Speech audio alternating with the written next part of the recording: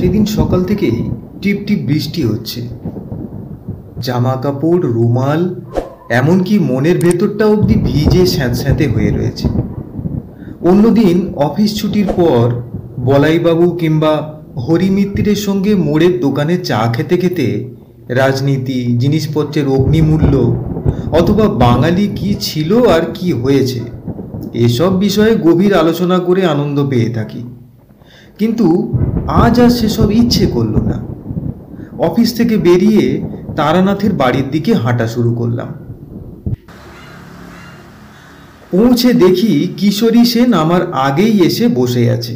আমাকে দেখে বলল, এই যে, আরে এসো হে, তোমার জন্যই বসে আছি। কি করে জানলে আমি আসবো? আরে ওর জন্য কি আর মন্ত্রতন্ত্র জানতে হয় ভায়া? আজ এমন বাদলা করেছে যাকে বলে আড্ডার মেজাজ, না এসে যাবে কোথায়? তারানাথের জন্যে এক প্যাকেট পাসিং শো কিনে এনেছিলাম। তাকে দিয়ে বললাম, আজ একটা ভালো গল্প হবে নাকি? তারানাথ হাত বাড়িয়ে প্যাকেটটা নিল বটে, কিন্তু তার মুখে বিশেষ প্রফুল্লতা দেখলাম না।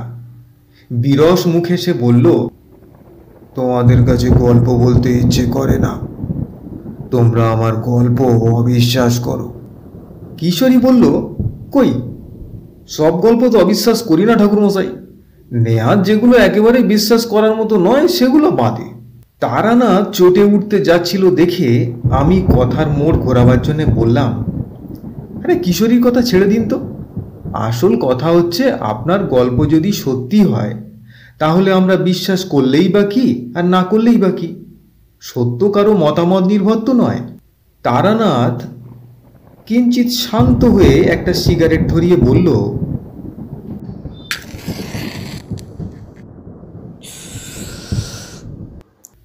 এই যে বিশ্বাসের কথা বললে না, বিশ্বাসে সত্যি অনেক কিছু ঘটায়, সাধারণ বুদ্ধিতে যার ব্যাখ্যা করা যায় না। কিশোরীর ঘাড়ে আজ দুর্গ্রহ ভর করেছিল। সে বলল, তার মানে আপনি বলতে চাইছেন কেউ যদি বিশ্বাস করে সে কোনোদিন মরবে না, তাহলে বিশ্বাসের জোরে সে সত্যি সত্যি অমর হয়ে যাবে? হ্যাঁ, যাবে, তবে তোমার মতো ফিচেল লোক পারবে না। হিমালয়ে যেসব প্রাচীন যোগীরা শত শত বছর বেঁচে আছেন, তারা কি করে এত দীর্ঘকাল জীবিত আছেন বলে মনে করো? কেবলমাত্র ইচ্ছা শক্তির জোরে। মানুষের বিশ্বাস ইচ্ছা শক্তিরই একটা প্রকাশ। এমন সময় বাইরে আবার ঝমঝম করে বৃষ্টি নামল। আলো কমে গিয়ে অন্ধকার মতো হয়ে এলো ঘরের ভেতর। বৃষ্টির বহর দেখে মনে হলো সহসা থামবার নয়। অবশ্যই তাড়াতাড়ি মেসে ফিরেই বা লাভ কি? কিন্তু এখানে বসে থাকতে হলে গল্প চাই। বললাম, ঠাকুরমশাই, বিশ্বাসের শক্তি সম্বন্ধে একটা ভালো গল্প হোক না। আমার কাছে কোনো গল্প নেই, সবই সত্যি ঘটনা। দেখুন, এখন অন্তত ঘন্টা দুই আমরা আপনার অতিথি, বেরোবার উপায় নেই। আমাদের প্রার্থনা একটা গল্প, মানে সত্যি ঘটনা। তা সৎ গৃহস্বামী মাত্রেই অতিথির প্রার্থনা পূরণ করে থাকে, আপনারও করা উচিত। তারানাথ একটু হাসল। চোখ বুজে কিছুক্ষণ ভেবে বোধহয় মনে মনে গল্পটা গুছিয়ে নিল। তারপর বলতে শুরু করল। বছর 20 আগেকার কথা। এক শিষ্য বাড়ি থেকে সস্তায়ন করে ফিরছি। তা ট্রেন বদলাবার জন্য বসে আছি রানাঘাট স্টেশনে। তা ট্রেনে তখনও প্রায় ঘন্টা খানেক দেরি। তা কি করা যায়? একটা বেঞ্চে বসে আপন মনে সিগারেট খেয়ে সময় কাটাতে লাগলাম। দক্ষিণা এবং পুজো বাবদ পাওয়া জিনিসপত্র পোটলা করে পায়ের কাছে রাখা। তাই এমন সময় একজন মধ্যবয়সী লোক এসে আমার কাছে দাঁড়িয়ে বলল, একটু আগুনটা দেবেন তো ভাই। বিশেষ খেয়াল না করেই পকেট থেকে দেশলাই বার করে তার হাতে দিলাম। তা প্রথম কাঠিটা নষ্ট করে দ্বিতীয় কাঠি দিয়ে লোকটা বিড়ি ধরিয়ে আমাকে দেশলাই ফেরত দিল। তা তখনও আমি তার দিকে তাকাইনি। দেশলাই পকেটে পুরে কি জানি কেন হঠাৎ লোকটার দিকে একবার চাইলাম। তা সে তখন পেছন ফিরে প্ল্যাটফর্মের অন্য দিকে চলে যাচ্ছে। তাকিয়েই চমকে উঠলাম। তোমরা তো জানো আমার কতগুলো বিশেষ ক্ষমতা আছে, যা দিয়ে আমি মানুষের আশু বিপদ বা ভাগ্য পরিবর্তনের কথা টের পাই। তা পেছন থেকে তাকিয়ে আমি লোকটার শরীর ঘিরে একটা কালো ছায়া দেখতে পেলাম, যেন একটা কালো মসলিনের ঘেরা টোপের মধ্যে থেকে লোকটা চলাফেরা করছে। বুঝলাম মানুষটা ভয়ানক বিপদগ্রস্ত। পায়ের কাছ থেকে পোঁটলাটা হাতে নিয়ে আমি দ্রুত পায়ে তার পেছনে এগিয়ে গেলাম। তা প্ল্যাটফর্মের একটা অপেক্ষাকৃত নির্জন জায়গায় দাঁড়িয়ে লোকটা অন্যমনস্কভাবে লাইনের ওপারে তাকিয়েছিল। আস্তে করে ডাকলাম, শুনছেন ভাই? ভদ্রলোক ভয়ানক চমকে উঠে আমার দিকে তাকালেন। দেখলাম বছর 40 বয়সের একজন মানুষ, উদ্বেগে ও চিন্তায় মুখ শুকিয়ে গিয়েছে। গালে 5-6 দিনের না কামানো খোঁচা খোঁচা দাড়ি, শার্টের একটা বোতাম ভুল ঘরে লাগানো।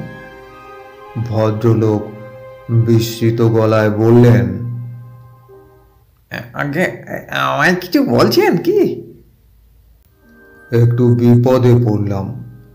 কেন ডাকছি তা ভদ্রলোককে বলি কি করে? একজনকে তো আর হঠাৎ করে বলা যায় না। ও মশাই, আপনার খুব বিপদ, কারণ আপনার চারদিকে একটা কালো ছায়া দেখা যাচ্ছে। তার সময় নেবার জন্য বললাম, আপনার সঙ্গে কয়েকটা কথা ছিল, একটু এদিকে আসবেন? কিন্তু আপনাকে তো ঠিক মানে না, আপনি আমাকে চেনেন না ঠিকই। আসুন না, ওই চায়ের দোকানটায় একবার চা খেতে খেতে গুছিয়ে বলছি। আমি যা বলতে চাই এক কথায় বলা সম্ভব নয়। তা যে কারণেই হোক এই সময় চায়ের স্টলে বিশেষ ভিড় ছিল না। তা ভদ্রলোককে একটা বেঞ্চে বসিয়ে 2 কাপ চায়ের অর্ডার দিলাম। ভদ্রলোক উসখুস করছিলেন, বললেন, কই কি বলবেন বলছিলেন? তা কি ব্যাপার বলুন তো? মানে আমি একটু আধটু জ্যোতিষ ইত্যাদি চর্চা করি। তা আপনি যখন আমার কাছে দেশলাই চাইলেন, আমার হঠাৎ কেন যেন মনে হলো আপনার খুব বিপদ। সত্যিই কি তাই? আমাকে খুলে বললে আমি হয়তো আপনার কাজে লাগতে পারি। আমার বিশেষ ক্ষমতার কথাটা আর বললাম না। প্রথমে সে কথা বললে আমাকে হয় পাগল নয়তো ঠগ মনে করবে। তা ভদ্রলোক একটু সন্দিগ্ধ চোখে আমার দিকে তাকিয়ে আছেন। এবার ভালো করে দেখে বুঝলাম মানুষটা বেশ বুদ্ধিমান, কিন্তু সাম্প্রতিক দুঃসময় এবং উদ্বেগ তার মুখের স্বাভাবিক ঔজ্জ্বল্যের ওপর ছায়া ফেলেছে।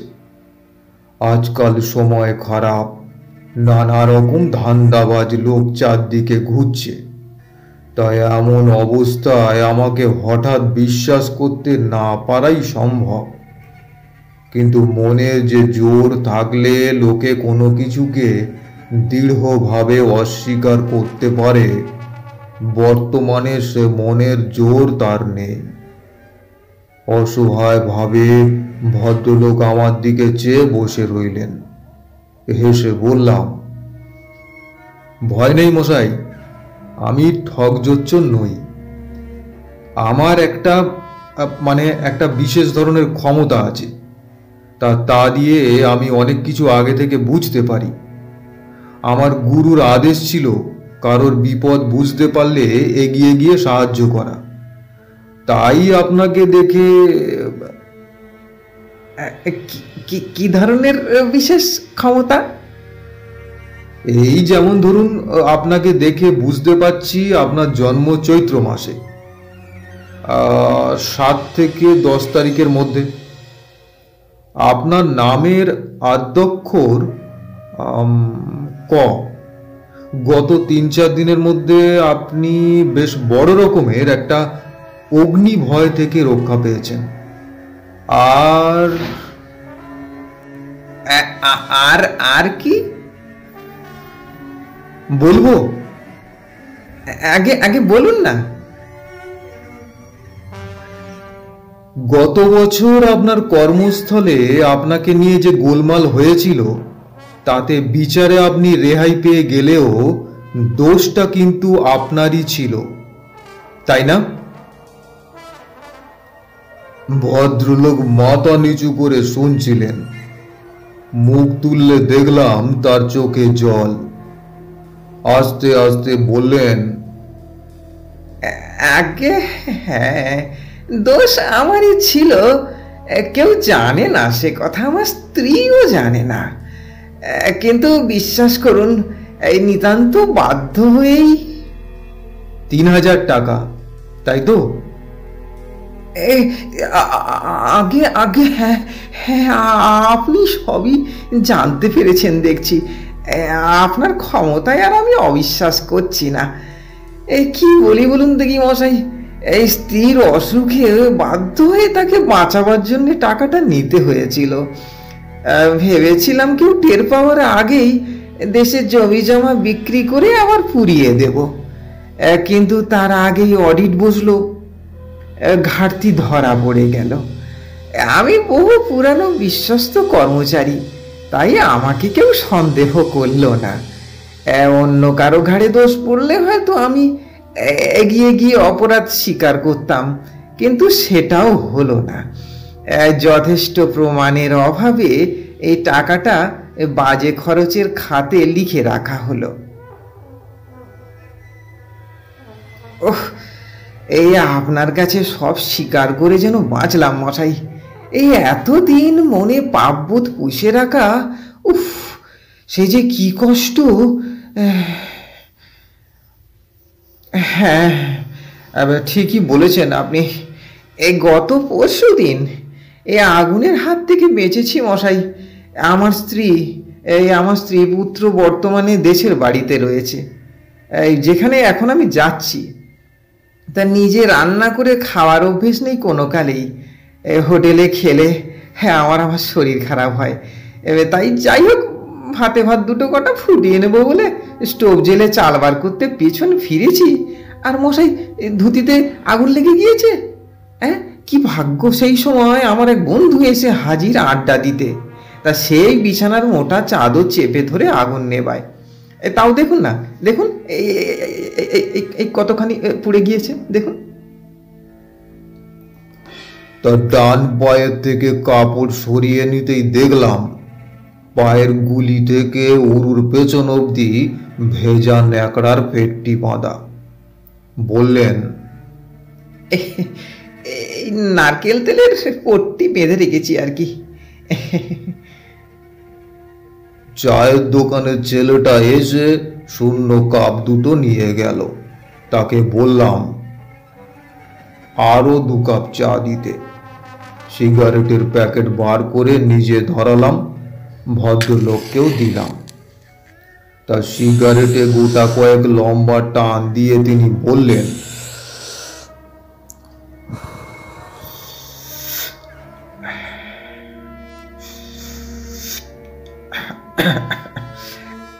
আগে আমার নাম কালীপ্রসাদ মিত্র।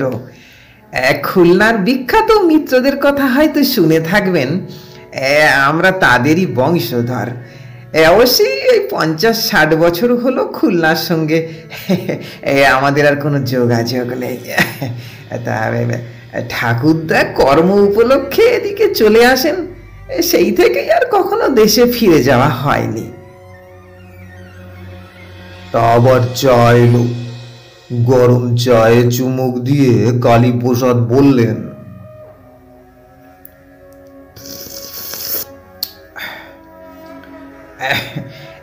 নদিয়া জেলার উত্তর প্রান্তে কিছু ভূসম্পত্তি কিনে ঠাকুরদা বসবাস শুরু করেন। তা ব্যবসা করতেন কলকাতায়, তা মাঝে মাঝে গ্রামে এসে থাকতেন। তা তিনি ছাড়া বাড়ির লোকজন গ্রামেই থাকতো। বন্দরে যেসব জাহাজ এসে বেড়ে তাতে কাঁচা আনাজ যোগান দেওয়ার ব্যবসা করতেন ঠাকুরদা। তা বিলক্ষণ 2 পয়সা করেছিলেন। তা কিন্তু এই বহু প্রতিদ্বন্দ্বী জোটায় তার জীবদ্দশাতেই সে ব্যবসা নষ্ট হয়ে যায়। তার চেনা জানা কাকে যেন ধরে বাবাকে এক সাহেবি ফার্মে চাকরিতে ঢুকিয়ে দেন। তা বাবা অবসর গ্রহণ করার পর সেই চাকরি আমি পেয়েছি। কতদিন বাবা রিটায়ার করেছেন? তা বছর 20 তো বটেই। বাবার বয়স এখন প্রায় 80, কিন্তু বেশ ভালো স্বাস্থ্য, অসুখ বিসুখ কিছু নেই, কেবল চোখে একটু কম দেখেন। হ্যাঁ, তা যা হোক, যা বলছিলেন বলে যান।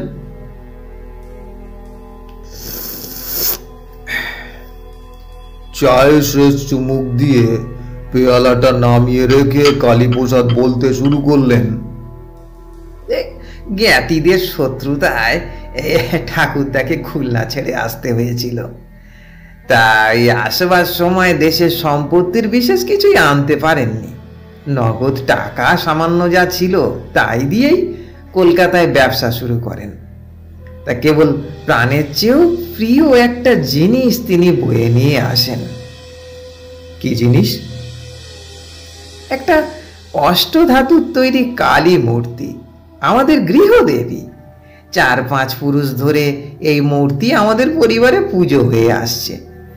তা ঠাকুরদার বাবা মানে আমার প্রপিতামহ, তিনি ছিলেন তন্ত্র সাধক। আজীবন সাধনা করে তন্ত্রের বিভিন্ন শাখায় সিদ্ধি লাভ করেছিলেন বলে শোনা যায়।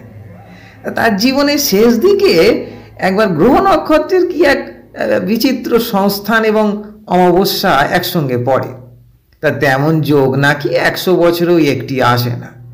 তা সেই বিশেষ অমাবস্যার রাত্রিরে আমার প্রপিতামহ সারা রাত জেগে তন্ত্রের এক গূঢ় প্রক্রিয়া সাধন করেন।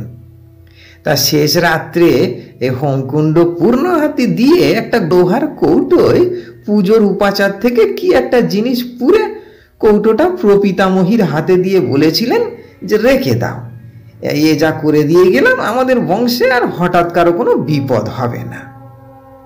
তা সত্যি তারপর থেকে আজ পর্যন্ত এই কৌটোটাই আমাদের সব আপদে বিপদে রক্ষা করে এসেছে।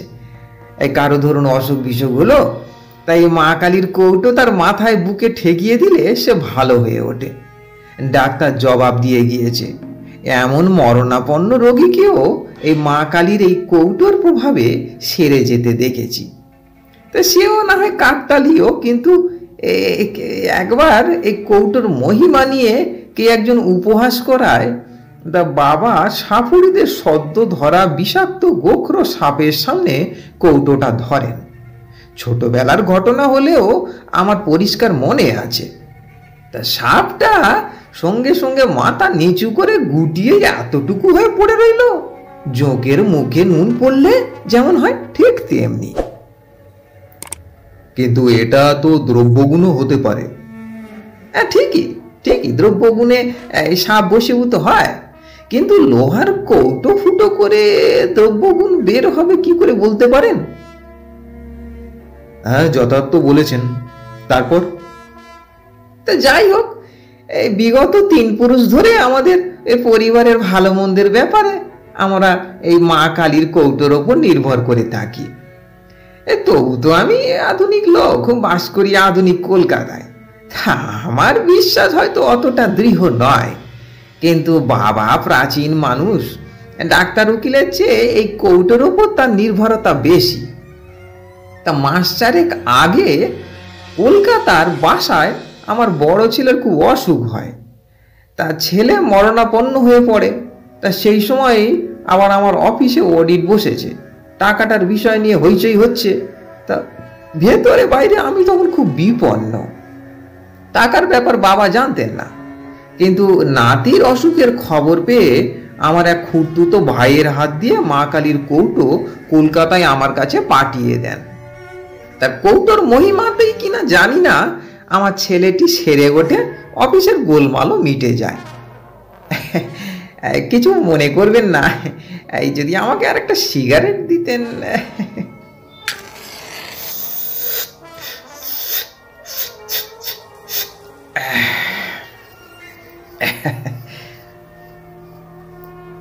এতদিনে মা কালীর কৌটো কলকাতায় আমার কাছেই ছিল, তাই হঠাৎ দিন দুয়েক আগে বাবার এক জরুরি চিঠি পেলাম। সে এক অদ্ভুত চিঠি। ছেলে বউকে কদিন আগেই বাবার দেখাশুনো করার জন্য দেশে পাঠিয়ে দিয়েছিলাম, তাই এখন চিঠি পেয়ে আমিও চলেছি, কৌটোটাও নিয়ে যাচ্ছি সঙ্গে। চিঠিটা অদ্ভুত বলছেন কেন? কি আছে চিঠিতে? তা উত্তরে কালিকা প্রসাদ কাঁধের ঝোলা থেকে একটা খাম বার করে আমার হাতে দিয়ে বললে, নিজেই নিজেই পড়ে দেখুন। তা দেখলাম বয়স্ক মানুষের ঈষৎ কম্পিত হস্তাক্ষরে লেখা চিঠি।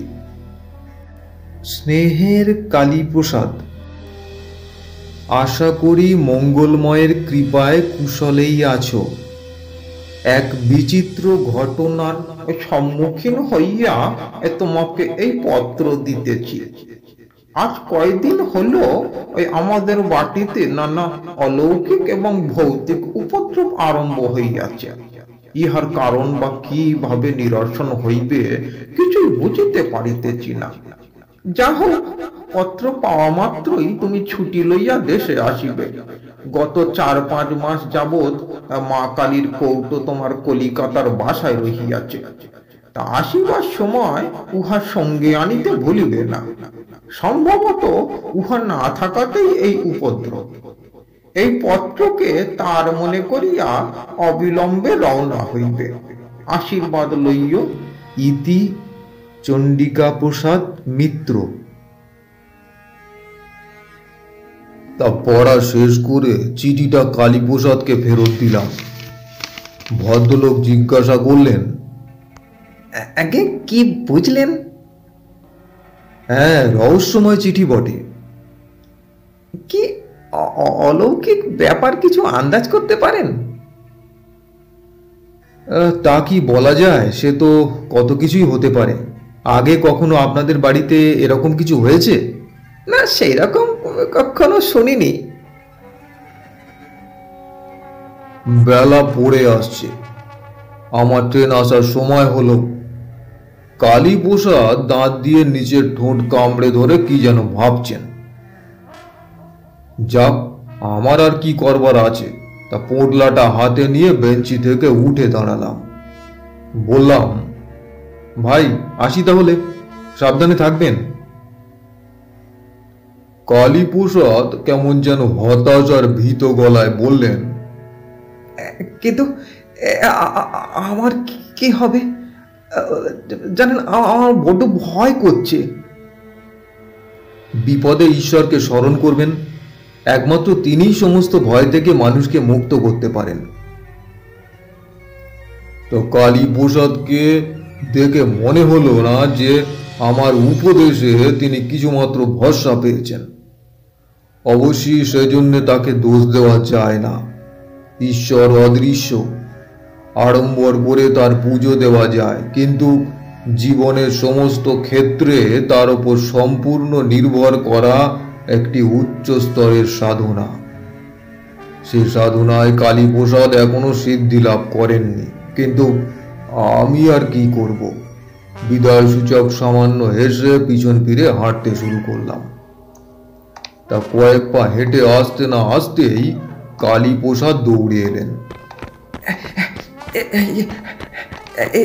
শুনছেন শুনছেন মশাই, একটু দাঁড়ান, একটু দাঁড়ান। একটা কাজ করা যেতে পারে।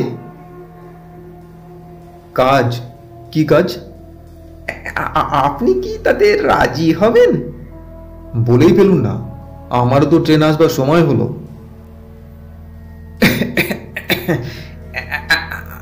আমি বলছিলাম কি, আপনি আমার সঙ্গে আমাদের দেশের বাড়ি চলুন। হ্যাঁ, কি বলছেন? আমি আপনার বাড়িতে? হ্যাঁ, আপনি অলৌকিক শক্তির অধিকারী। আপনি গেলে আমাদের অমঙ্গল কেটে যাবে। এই দয়া করে আপত্তি করবেন না। আমাদের সঙ্গে যা যা ঘটছে, বাবা যা লিখেছেন, দয়া করে আমার সঙ্গে চলুন। বলুন বলুন, যাবেন? লোকটা সত্যি ভয় পেয়েছে, পাওয়াই স্বাভাবিক।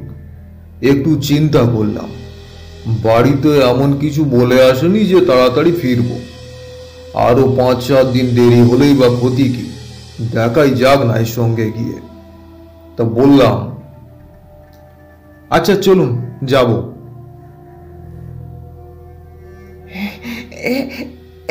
এই সত্যি আপনি যাবেন?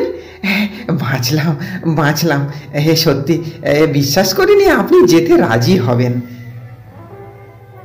কালীপ্রসাদের চোখের দৃষ্টি কৃতজ্ঞতায় ভারী হয়ে এলো। আমার হাত দুটো ধরে তিনি এ কথা বললেন।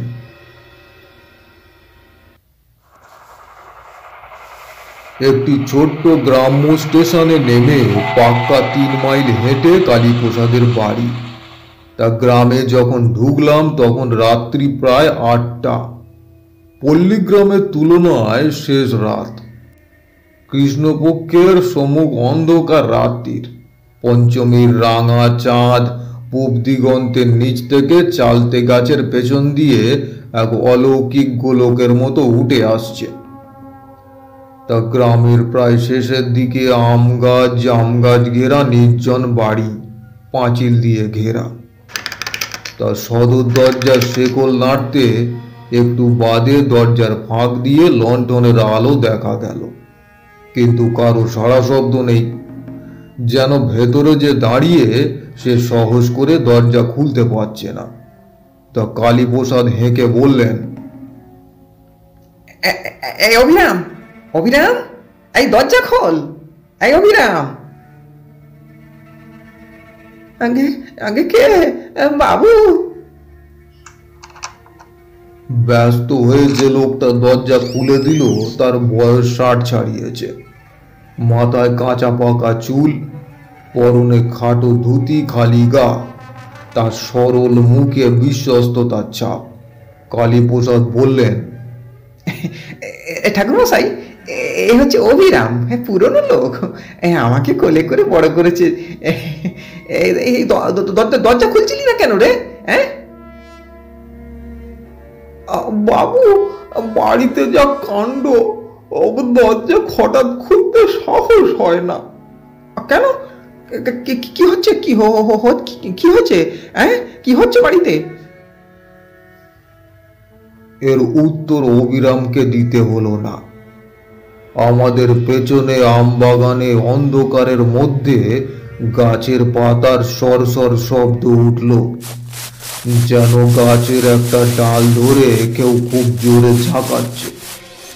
তা আমরা দুজন অবাক হয়ে সেদিকে ফিরে তাকাতেই অবিরাম বলল, ওই ওই আবার শুরু হলো বাবু, দেখছেন তো নানান উপদ্রব।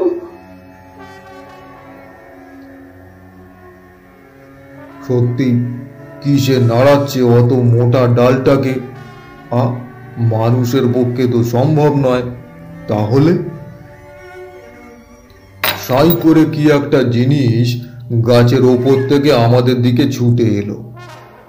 সহজাত সংস্কারের বশে কালীপ্রসাদ কোমর থেকে শরীরের সামনের দিকে ঝুঁকিয়ে ফেলেছিলেন। তার জিনিসটা ঠক করে পাঁচিলে লেগে মাটিতে পড়ে গেল। নইলে এই আঘাতেই কালীপ্রসাদের পঞ্চত্ব প্রাপ্তি ঘটত। তা লণ্ঠনের ম্লান ঘোলাটে আলোয় দেখলাম মাটিতে পড়ে আছে একটা 10.5 ওজনের পাথরের টুকরো। বললাম, আপনারা আপনারা দুজনে ভিতরে চলে যান, তো ভিতরে চলে যান। আর বাড়িতে টর্চ আছে? আগে না, কেন বলুন তো? আমি আমি একবার ওই গাছটার কাছে যাব। দাও হে অভিরাম, তোমার লণ্ঠনটাই দাও। না না না না, একা যাবেন না মশাই, দেখলেন তো। আমার কিচ্ছু হবে না, আপনি ভিতরে যান। আমি জানতাম মধুসুন্দরী দেবীর কৃপায় কোনো নিম্ন শ্রেণীর প্রেত আমার কোনো ক্ষতি করতে পারবে না। পাথরটা কালীপ্রসাদকে লক্ষ্য করেই নিক্ষিপ্ত হয়েছিল, আমাকে নয়।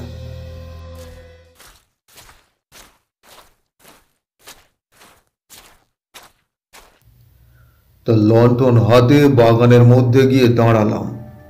চারিদিক নির্ঝুম, কোথাও গাছের একটা পাতা অবধি নড়ছে না। মনে হলো সামনের মোটা গুঁড়িওয়ালা আম গাছটার ওপর থেকেই পাথরটা ছুটে গিয়েছিল। লণ্ঠনটা তুলে ধরে ওপর দিকে দেখবার চেষ্টা করলাম, কিছুই দেখা গেল না। কিন্তু আমার মনের মধ্যে একটা আশ্চর্য অনুভূতি হলো।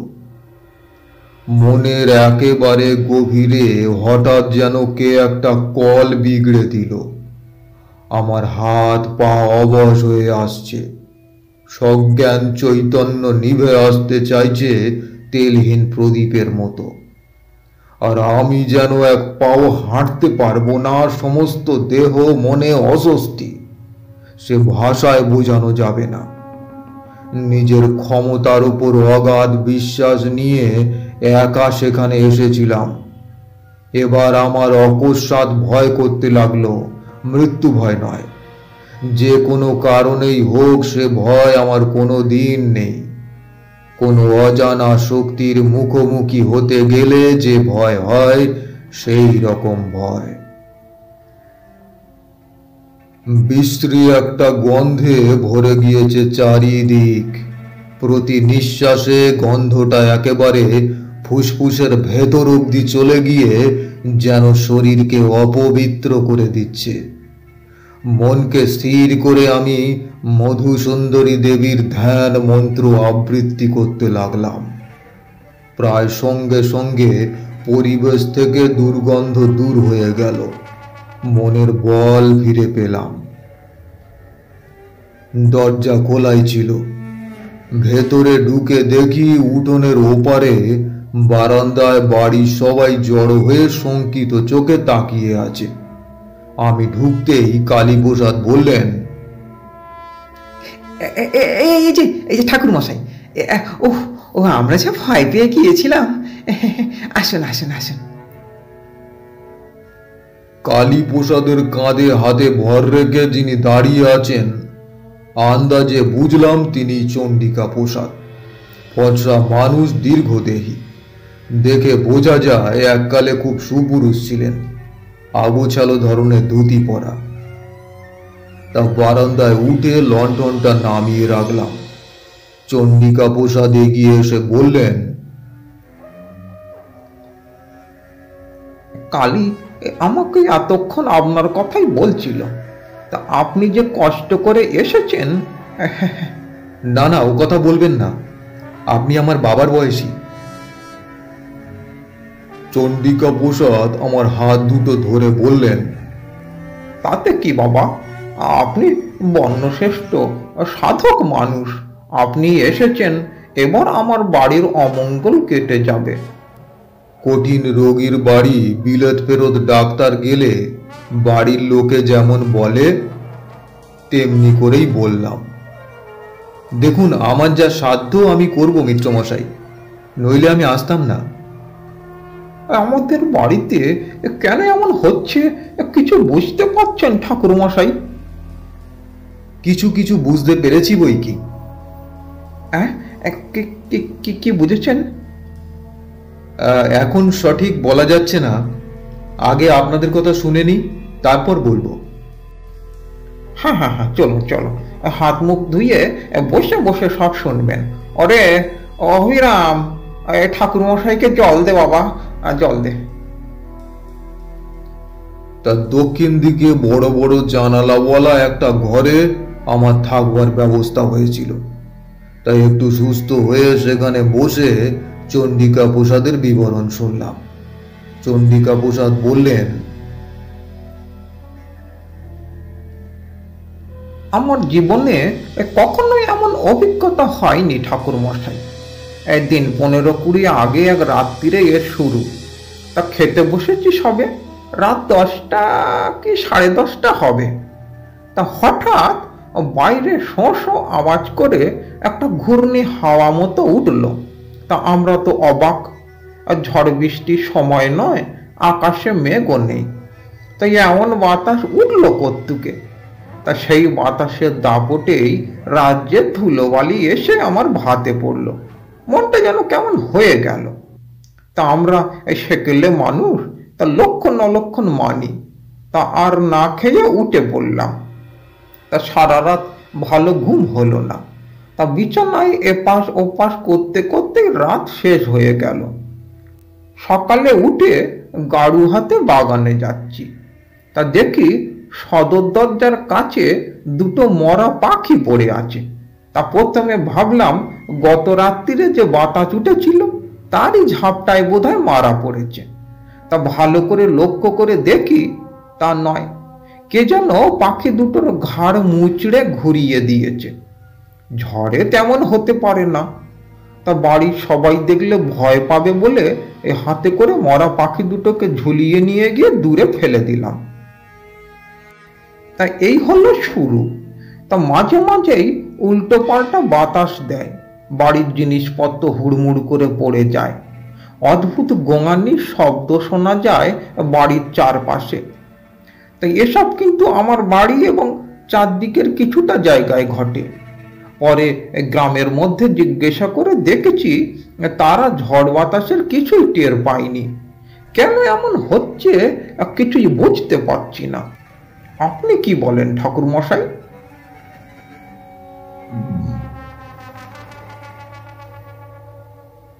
আপনার বাড়িতে কোনো প্রেতের উপদ্রব হচ্ছে না, অন্তত যে অর্থে আমরা প্রেত কথাটা ব্যবহার করি সে অর্থে নয়। তাহলে ব্যাপারটা আপনাকে বোঝানো একটু কঠিন হবে। আমাদের এই মানুষের জগতের মতোই আরো বহু জীবলোক আমাদের চারিদিকে সর্বদাই বর্তমান। তারা ঠিক ভূত বা প্রেত নয়, তারাও এক ধরনের জীব, হয়তো মানুষের চেয়ে অন্যরকম। তাদের মন, চিন্তা, আচার ব্যবহার সবই মানুষের থেকে আলাদা। আমাদের বিচারে হয়তো অমানুষিক। সে জগতের সমস্ত পদার্থই আমাদের কাছে অদৃশ্য ও অস্পর্শযোগ্য।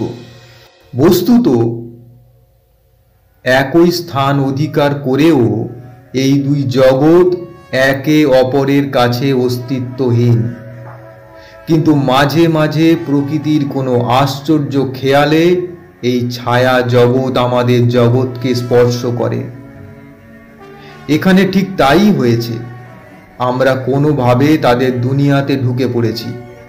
সেটা তাদের পছন্দ না হলে তাদের দোষ দেওয়া যায় না। যা ঘটতে দেখছেন তা হচ্ছে আমাদের জাগতিক বস্তুর ওপর তাদের মানসিক শক্তির ক্রিয়া।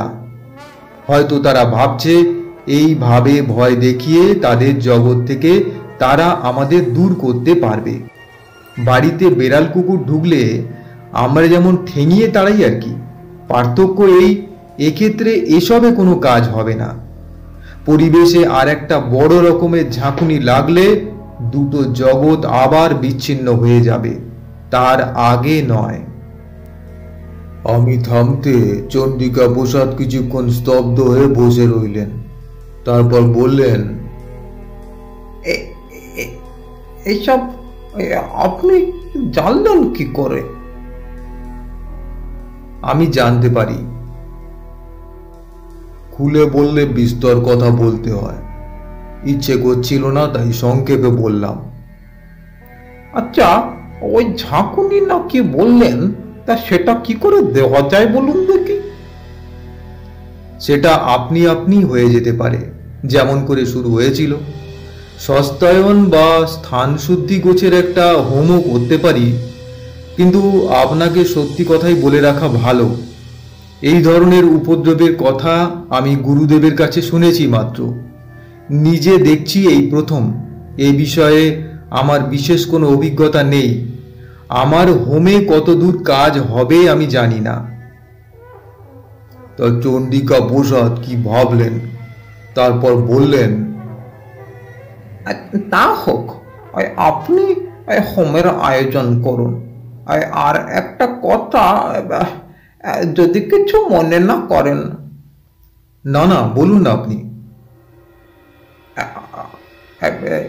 আপনার উপরেই যদিও সব কিছু ছেড়ে দিচ্ছি, তবুও আমার নিজস্ব বিশ্বাসের জন্য যদি কিছু ক্রিয়াকলাপ করি তাহলে আপত্তি হবে না তো? না না, আমার আবার কি আপত্তি, আপনার যা ইচ্ছা হয় করুন। কালি, কৌটোটা এনেছিস তো বাবা? হ্যাঁ বাবা, এনে দেবো নাকি? নিয়ে আয় দেখি। কালী প্রসাদ উঠে পাশের ঘর থেকে মা কালীর কৌটো এনে বাবার হাতে দিলেন। তা সেটা নিয়ে চণ্ডিকা প্রসাদ আমার দিকে তাকিয়ে বললেন, এইটার কথা আপনি শুনেছেন বোধহয়? আগে হ্যাঁ, কালীবাবু আস্তে আস্তে আমাকে বলেছেন। তাহলে তো আপনি সবই জানেন। এই কৌটোর ওপরই আমাদের সবার মানে একটা গভীর বিশ্বাস আছে আর কি। আর তবে বিশ্বাসটা অযৌক্তিক নয়, পরীক্ষিত সত্য। গ্রামে বসন্তের মড়ক লেগে হাহাকার পড়ে গিয়েছিল, তাই এই কৌটো হাতে মা কালীর নাম করতে করতে বাড়ির চারদিকে ঘুরে গণ্ডি কেটে দিয়েছিলাম। তা অর্ধেক গ্রাম সাফা হয়ে গিয়েছিল, কিন্তু আমাদের বাড়িতে অসুখ ঢোকেনি। আজও তাই করব ভাবছি। কৌটো নিয়ে এই বাড়ির চারধারে গণ্ডি কেটে দেবো। তা আসবেন আমার সঙ্গে? কালী, তুইও আয় বাবা। বৃদ্ধকে একা ছাড়তে ইচ্ছে করছিল না, তা বললাম, হ্যাঁ হ্যাঁ যাবো, চলুন। তো বাইরে যাওয়ার জন্য সবে উঠে দাঁড়িয়েছি, হঠাৎ বাড়ির ভেতরে হুড়মুড় করে বিকট শব্দ হলো, ধাতব কিছু একটা পড়ে যাওয়ার আওয়াজ। চণ্ডিকা প্রসাদ বললেন, ওই ওই আবার শুরু হলো, চলুন দেখি। তা ভেতরের বারান্দা থেকে আওয়াজ এসেছিল। তা সেখানে গিয়ে দেখলাম বাড়ির মেয়ে আর বাচ্চারা বারান্দার অপর প্রান্তে কাঠ হয়ে দাঁড়িয়ে আছে। 10-12 খানা ইট দিয়ে বেদি মতো করে তার উপরে একটা লোহার ড্রাম দাঁড় করানো ছিল চাল রাখবার জন্য। সেটা উল্টে পড়ে চাল ছড়িয়ে পড়েছে চতুর্দিকে। আমরা যখন পৌঁছলাম তখনও ড্রামটা গড়াচ্ছে। আমাদের পায়ের কাছে এসে থেমে গেল। আমার নাকে ভেসে এলো সেই বিশ্রী গন্ধটা, বাইরের বাগানে যেটা পেয়েছিলাম। চণ্ডিকা প্রসাদ হতভম্ব হয়ে দাঁড়িয়েছিলেন। তাকে বললাম, যা করবার করে ফেলুন, আর রাত করবেন না।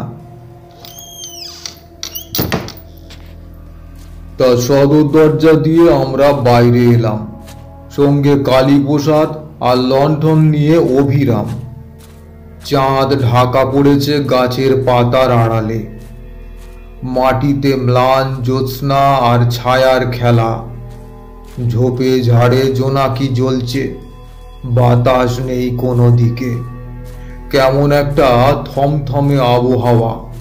তা কালী প্রসাদের হাতে একটা মোটা লাঠি, যদিও বুঝতে পারলাম না অতি প্রাকৃত কোনো বিপদ হলে লাঠি দিয়ে কি করে ঠেকানো সম্ভব।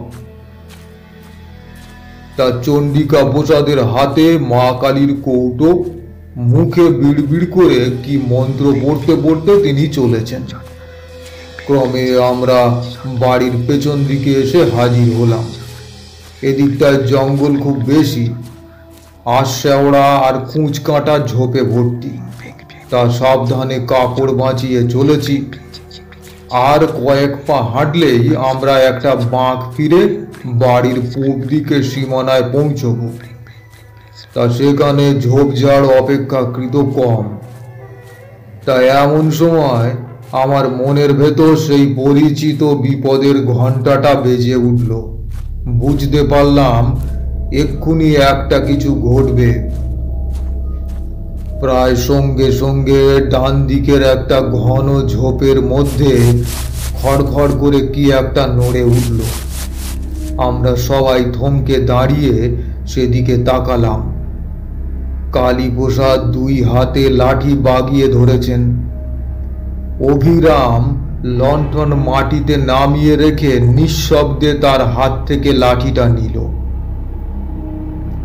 পর মুহূর্তেই ঝোপের মধ্যে থেকে কালো মতো বেশ বড় সড়ো কুকুরের আকারের কি একটা জীব বেরিয়ে এসে ক্রুদ্ধ গর্জন করে চন্ডিকা প্রসাদের দিকে ছুটে গেল।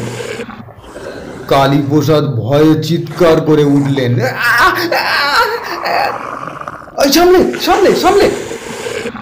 জন্তুটা চন্ডিকা প্রসাদের পায়ে দাঁত বসিয়ে দিতে গেল। অস্ফুট আর্তনাদ করে সরে গেলেন তিনি। প্রায় সঙ্গে সঙ্গেই অভিরাম সবলে লাঠি দিয়ে আঘাত করলো প্রাণীটার মাথায়। শূন্য মাটির হাড়ি ফেটে যাবার মতো ফটাস করে একটা শব্দ হলো। নিঃশব্দে জন্তুটা কাঁধ হয়ে পড়ে গেল এক পাশে। বলতে এত সময় লাগলেও ঘটতে লেগেছিল কয়েক মুহূর্ত মাত্র। তা কালীপ্রসাদ লণ্ঠন নিয়ে ঝুঁকে বললেন, এ তো শিয়াল, এ মরে গেছে। মরা জ্যোৎস্না আর লণ্ঠনের আলো মিলিয়ে কেমন একটা আলো আঁধারি মতো হয়েছে। তবু ভালো করে তাকিয়ে মনে হলো শেয়ালই বটে। অভিরাম বলল, এই অদ্ভুত ব্যাপার বাবু, এই শিয়াল কখনো তাড়া করে কামড়াতে তো আসে শুনিনি। ঠিক কথা, শিয়াল খুব ভীতু জন্তু। মানুষ দেখলে পালিয়ে যায়, এটা তাড়া করে এলো কেন? পাগলা শিয়াল টেয়াল হবে হয়তো, নইলে কি আর। যা হোক গে, চলো চলো চলো, অন্ধকারে দাঁড়িয়ে থাকা আর উচিত হবে না। চন্ডিকা প্রসাদ বোধহয় নিজেকে সান্ত্বনা দেবার জন্য বললেন। এদিনের গৃহ প্রদক্ষিণের একটা ফল কিন্তু হাতে হাতে দেখতে পেলাম। সেই রাত্রি থেকে বাড়ির ভেতরের উপদ্রব বন্ধ হয়ে গেল। সারা রাত সজাগ হয়ে শুয়ে রইলাম। কাশির শব্দ শুনে টের পাচ্ছিলাম চন্ডিকা প্রসাদও জেগে রয়েছেন।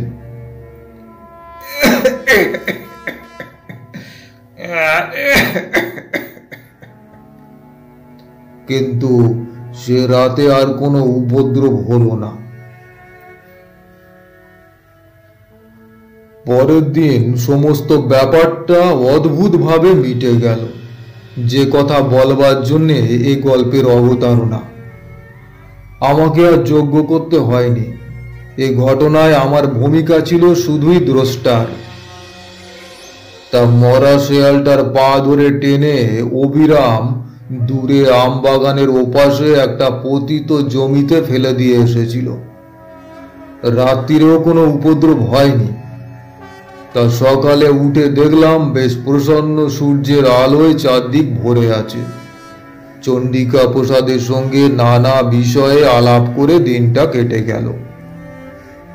ভদ্রলোক সেকেলে মানুষ হলেও হিন্দু শাস্ত্রের বিভিন্ন দিক নিয়ে বেশ পড়াশুনো করেছেন। তা দুপুরে সুন্দর দিবানিদ্রা দিয়ে যখন উঠলাম, তখন বিকেলের রোদ মিলিয়ে গিয়ে ছায়া পড়ে এসেছে। বাইরে তক্ত বসে বসে চন্ডিকা প্রসাদ হুঁকোয় টান দিচ্ছিলেন। তা সেখানে গিয়ে বসলাম। গাড়ু হাতে কালীপ্রসাদ উঠোন পেরিয়ে বাড়ির বাইরের বাগানের দিকে চলে গেলেন। চন্ডিকা প্রসাদ ডেকে বললেন, কালী, চট করে সেরে আয়, বেশিক্ষণ থাকিস নে। একসঙ্গে বসে ঠাকুর মশাইয়ের যজ্ঞের ফর্দটা করে ফেলা দরকার।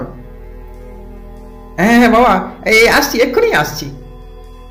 বলে কালীপ্রসাদ বেরিয়ে গেলেন। তা সকালের আলোচনার খেই ধরে চন্ডিকা প্রসাদ বললেন, আর সকালে যে কথা হচ্ছিল, নিষ্ঠা এবং সদ্গুরুর প্রয়োজন আছে ঠিকই, কিন্তু মন্ত্রোচ্চারণের যথার্থতার উপরেই অনুষ্ঠানের সাফল্য নির্ভর করে। মন্ত্রের প্রত্যেক অক্ষরের একজন অধিষ্ঠাত্রী দেবী আছেন, তা সঠিক উচ্চারণ না হলে তারা কুপিত হন। তা বাড়ির ভেতর থেকে গরম ভাজা পরোটা আর আলু ভাজা এলো। খেতে খেতে গল্প চলল। যখন সন্ধে উতরে অন্ধকার বেশ ঘন হয়ে উঠেছে, সে সময় অভিরাম এসে জিজ্ঞাসা করল, কর্তামশাই, ছোটবাবু কোথায়?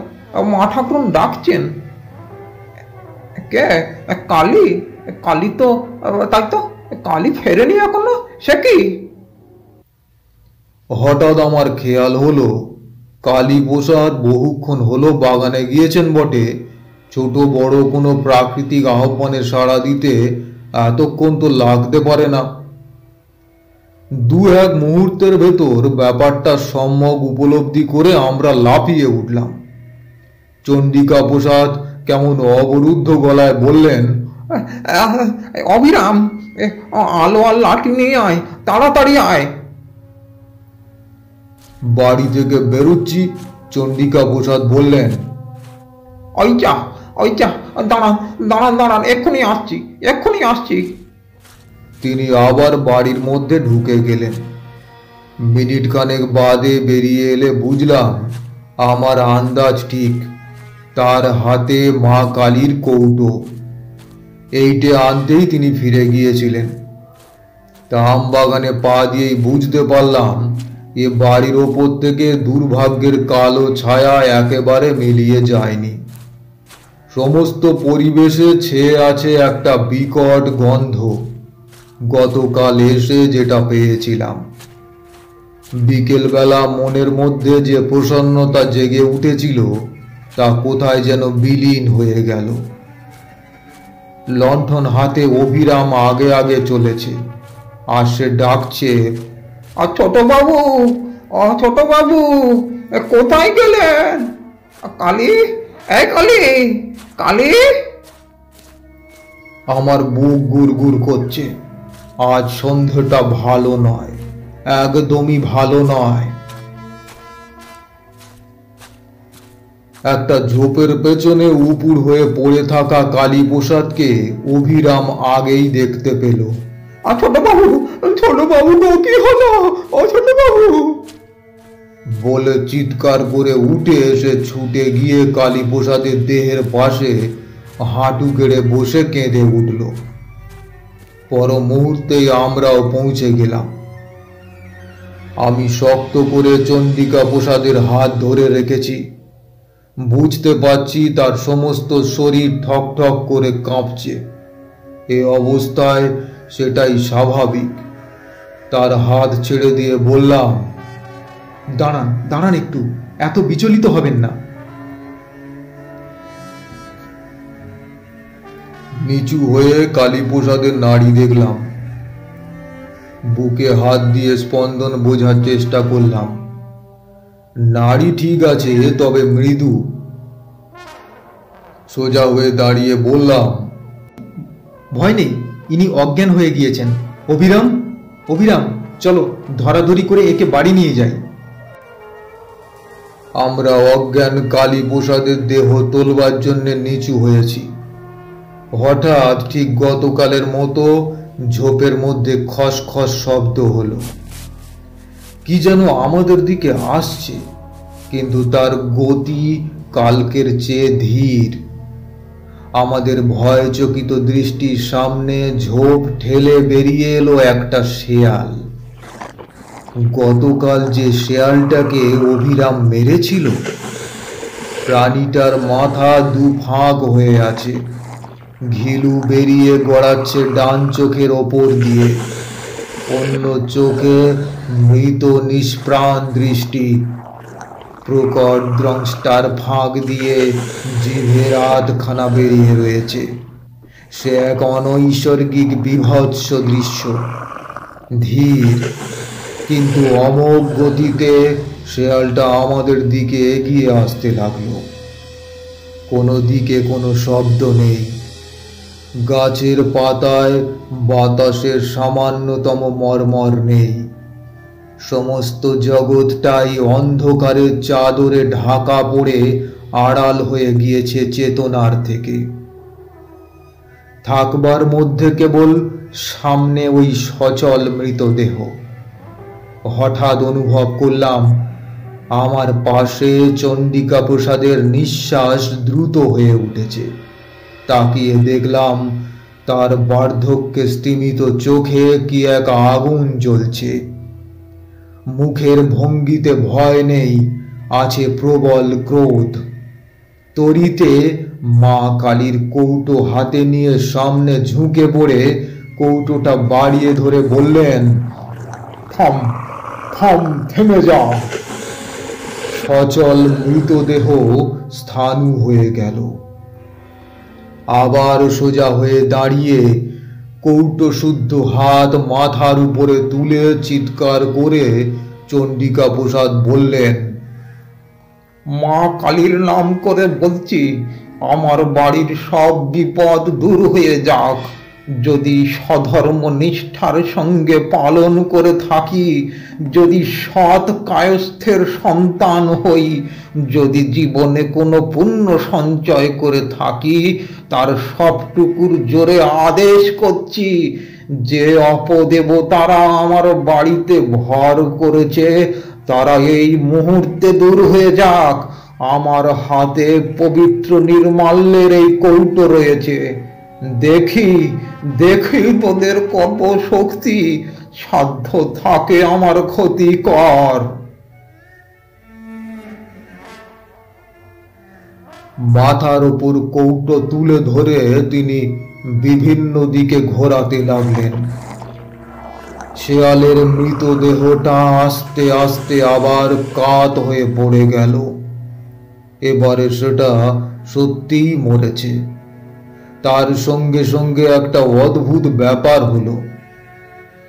এতক্ষণ বন ছিল নিষ্পন্দ, নীরব। হঠাৎ কোথা থেকে ছুটে এলো ঝড়ের মতো বাতাস। সারা বাগান ঝোপঝাড় মথিত করে কিছুক্ষণ সে বাতাস বইল।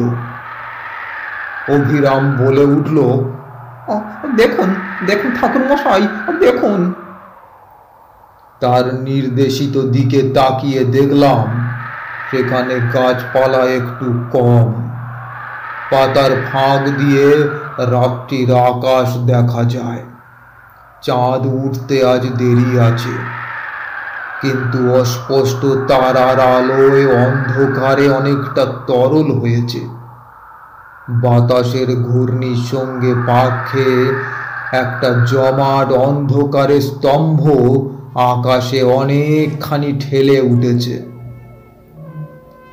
অন্ধকারের উপাদানে তৈরি অমানুষী এক আকৃতি। পরিচিত কিছুর সঙ্গে তার কোনো মিল নেই। সমস্ত পরিবেশ থেকে, চণ্ডিকা প্রসাদের বাড়ির ওপর থেকে, আমবাগান থেকে বাতাসের সঙ্গে উঠে যাচ্ছে গুঁড়ো গুঁড়ো অন্ধকার। কিছুক্ষণের মধ্যেই অন্ধকারের কালো পিণ্ডটা অনেক উপরে উঠে গিয়ে আবছা হয়ে মিলিয়ে গেল। তারপরেই বনের বাইরে থেকে ভেসে এলো এক ঝলক বাতাস। বুক ভরে নিঃশ্বাস নেবার মতো সহজ, স্বাভাবিক, মুক্ত বাতাস। কিটকিট করে নিশাচর কীট পতঙ্গের ডাক শুরু হলো। আমরা কেউ কথা না বললেও বুঝতে পারলাম অমঙ্গলের ছায়াটা একেবারে সরে গিয়েছে। কালীপ্রসাদকেও বয়ে নিয়ে যাওয়ার প্রয়োজন হলো না। এর কিছুক্ষণের মধ্যেই তার জ্ঞান ফিরে এলো। বাগান থেকে ফেরার মুখে শেয়ালটা এসে ওর সামনে দাঁড়িয়েছিল। ভদ্রলোক স্নায়ুর ওপর এত চাপ সহ্য করতে পারেননি। ফেরার সময় চণ্ডিকা প্রসাদ বললেন, দেখলেন তো ঠাকুর মশাই, আমার মা কালীর কৌটোর গুণ, সব বেটাকে তাড়িয়ে দিলাম। হ্যাঁ, তা বটে। তারানাথ থামল। কিশোরী বলল, কিন্তু এ তো মন্ত্রশক্তি বা দ্রব্যগুণের গল্প, এতে বিশ্বাসের শ্রেষ্ঠত্ব কি প্রমাণিত হয়? তারানাথ বলল, হ্যাঁ, নিশ্চয়ই হয়। তবে পরের দিন নির্জনে বসে কালীপ্রসাদের সঙ্গে গল্প করছিলাম। কালীপ্রসাদ বললেন, এই ঠাকুরমশাই, আপনাকে একটা কথা বলি। আসলে বাবা বিশ্বাসের জোরে আমাদের আপদ দূর করে দিলেন। কেন? মা কালীর কৌটোর গুণও আছে বলতে হবে? একটা জিনিস আপনাকে দেখাই ঠাকুরমশাই। এই দেখুন। ও কি করছেন?